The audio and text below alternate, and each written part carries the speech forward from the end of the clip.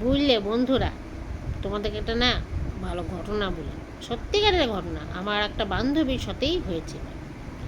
তা আমার বান্ধবী তো ধরো শহরের মেয়ে, তা ওর একটা গ্রামের ছেলের সাথে বিয়ে হয়েছিল।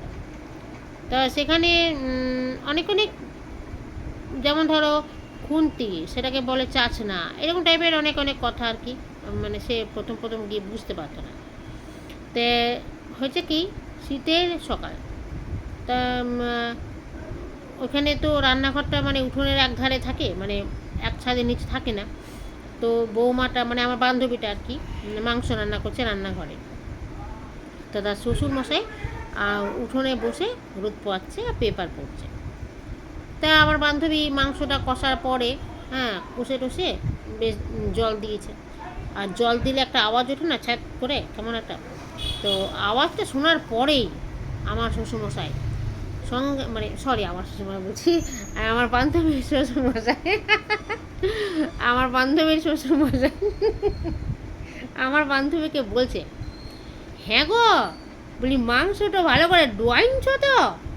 তা আমার বান্ধবী ভাবছে, কী বলছে আমার শ্বশুরমশাই, তাহলে কি মাংসটাকে ভালো করে জলে ডোবাতে বলেছে? আমার বান্ধবী কিছু না বুঝে এক ঘটি জল ঢেলে দিয়েছে। ঢেলে দেওয়ার পর সে বলছে, হ্যাঁ বাবা, হ্যাঁ, সব ডুবে গেছে। তখন তার শ্বশুরমশাই আবার বলছে, আরে না না, আমি বলতে চাই না, আমি বলছি তুমি মাংসটা ভালো করে ডোয়াইনছো তো? আমার বান্ধবী আবার মানে কী করবে না ভেবে আবার এক মগ জল ঢেলে দিয়েছে। তখন ঢালার পরে বলছে, হ্যাঁ বাবা, এবারে কিন্তু সব ডুবে গেছে, হ্যাঁ তুমি এসে দেখে যাও।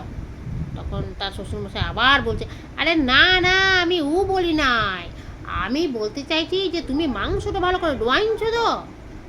আমার বান্ধবী কী বলছিল বাবা, তখন কড়াইয়ের দিকে তাকিয়ে দেখছে যে একটা মাংস টুকরো এরম করে উঠে আছে, বুঝলে, এমনি করে উঠে আছে, ওটা ডুবছে না।